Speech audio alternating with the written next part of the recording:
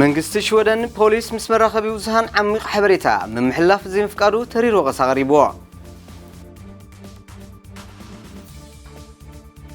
ደቂ ኣንስትዮ ነበርቲ ሽወደን ኣብ ክፍሊ ሕክምና ማህፀን ዘሎ ሪጋ ክፃወሮ ከም ዘይከኣላ ተሓቢሩ ዙ ሰላምታና ተቐበሉ ተኸታተልቲ ዜና አልኮምፔስ አርስቲ ዜና ይኹም ክትከታተሉ ጸኒሕኩም ንዝርዝራቱን ምክታል ዝዕድመኩም ሳሙኤል ሓጎሴ ሰናይ ምክትታል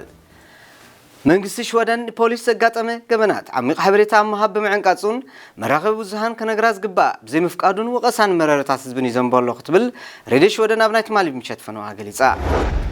እዚ ዝረበሉ ዘሎ መረረ ኣብ ምምሕዳር ከተማ ቬንችቦርግ ዘጋጠመ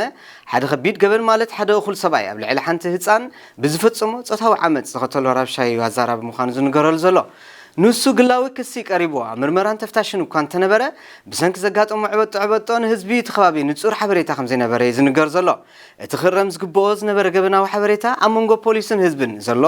ስሉሳዊ ሰንሰለት ብሰንኪ ሓበሬታ ዝኸተሎም ጉንዳብ ስለዚ ተነጸረ እቲ መረራን ክስን ገኒኑ ዘሎ እዚ ከምዚ ዓይነት አካይዳ ንኹሳትን ወይ ውን ገበነኛታት ፍናን ዝህቢ ኣብ ርእሲ ምዃኑ እንተወሳኺ ጌጋታት ረሂብ ዕድል ዝኸፍት አጋጣሚ ዝበሉ ነበርቲ ተኸባቢ ገበናት ምዝፍጸሙ ኣብ መራኸቢ ውዝሃን ወፂኦም ክቃልዑን ሰብ ክመሃርን ክእረምን ሰባት ካብ ከምዚ ዓይነት ገበናት ንምቁጣብ ዝምህር መደብ ብምድላው ብሬድዮን ቴሌቪዥንን ዝመሓላለፍ ንሕግን ፖሊስን ዝተሓቃቀፉ መደባት ብምስራዕ ወይ ውን አገዳሲ ዜና ብምድላው ብመልክዕ እዋናዊ ዜናታት ንህዝቢ ብምሕላፍ ክረም ይዝግባእ ክብሉ አስሚሮምሉ ገበነኛታት ምቅላዕ ሓሰይቲ ገበናት የጉድል ዝበሉ ነበርቲ ከም ቬንችቦሪ መንግስቲ ነዚ ጠልባት ህዝቢ ቆላሕታ ክገብርን ከፍቅድን ደጊሞም ፀዊዖም ደቂ ኣንስትዮ ነበርቲ ሽወደን ኣብ ክፍሊ ሕክምና ማህፀን ዘሎ ሪጋ ክፃወሮ ከም ዘይከኣላ ተሓቢሩ ዓሰርተታት ኣሽሓት ደቂ ኣንስትዮ ኣብ ሪጋ ብምህላወን ንቡር ናይ ማህፀን ምክትታል ክንገብር ኣይከኣልናን ዝበላ በፃሕቲ ክፍሊ ማህፀን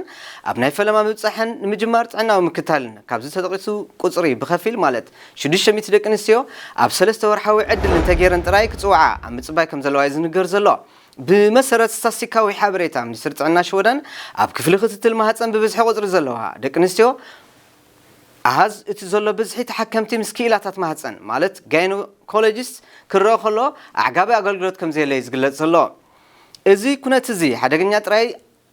ዘይኮነ ኣጨናቕን እውን እዩ ዝበለት ታላ ኣልኩርድ ዝተባህለት በዓል መዚ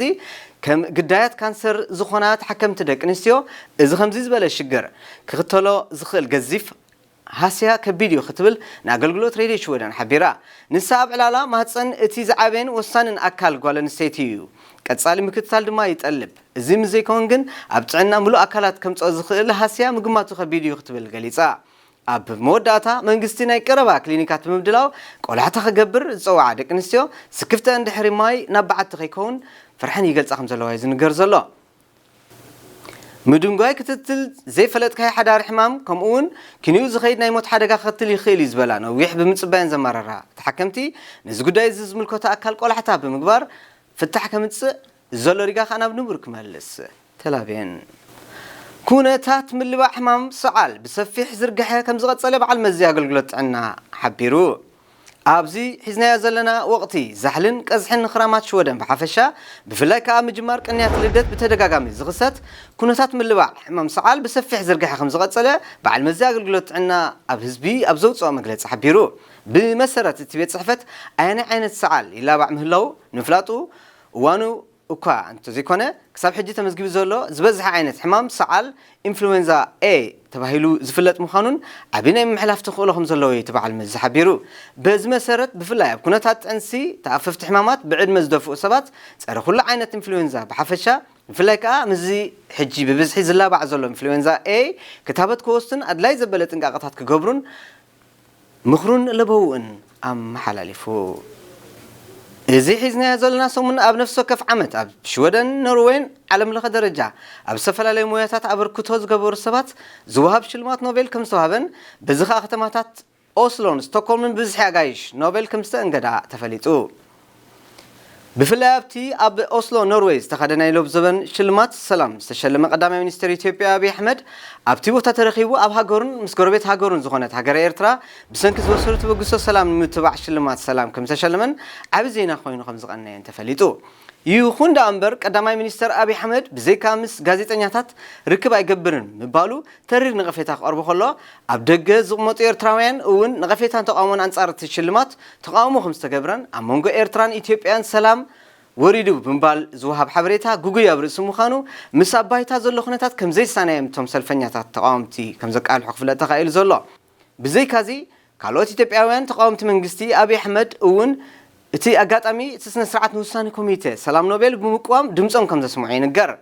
እዚ ከምዚ ኢሎም ከሎ ብምክንያት ርክብ ቀዳማይ ሚኒስተር ኢትዮጵያ ምስ ቀዳማይ ሚኒስተር ስቴፋን ሎቨን ምክንያት ብምግባር ነቲ ኣብ ኢትዮጵያ ብዕረፍቲ ምስከደ ዳሃይ ከም ዘጥፈአ ዝተዘረበሉ ኤርትራዊ መበቀል ዘለዎ ሽወደናዊ ኤርሚያስ ተኪየ መንግስቲ ኢትዮጵያ ሃለዋቱ ክፈልጥን መንግስቲ ሽወደን ከዓ ዝያዳ ኣብቲ ጉዳይ ክነጥፍ ዝፅውዕ ኣብ ሽወደን ዝቕመጡ ኤርትራውያን ሰላማዊ ሰልፊ ከም ዘካይዱ ክፍለጥ ተኻኢሉ ኣሎ ዛጊት መንግስቲ ኢትዮጵያ ይኹን መንግስቲ ሽወደን ብዛዕባ ኤርሚያስ ተኪየ ንጹር ሓበሬታ ከም ዝሃብ እዩ ዝፍለጥ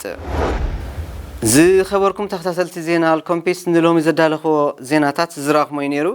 ሓደ ሓበሬታ ኣለና ንሎሚ ክነቕርቦ ዝግባአና ዜና መጽሔት ብሰንኪ ቴክኒካዊ መደብ ስለ ዘይቕረብናዮ ሬታና ሓትት ኣብ ዝመጽእ ረቡዕ ግን ብስፍሕ ዝበለ መደብ ሒዝናሉ ከም ዘለና ክንሕብር ንፈቱ ብዝተረፈ ሰላም ቅነ